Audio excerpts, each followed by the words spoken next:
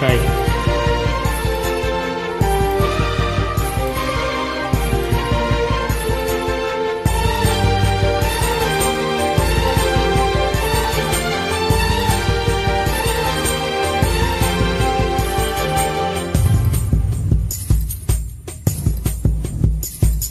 நான் தூங்கும் முன்னே நீ தூங்கி போனா தாயே, என் மேல் உனக்கென்ன கோபம்?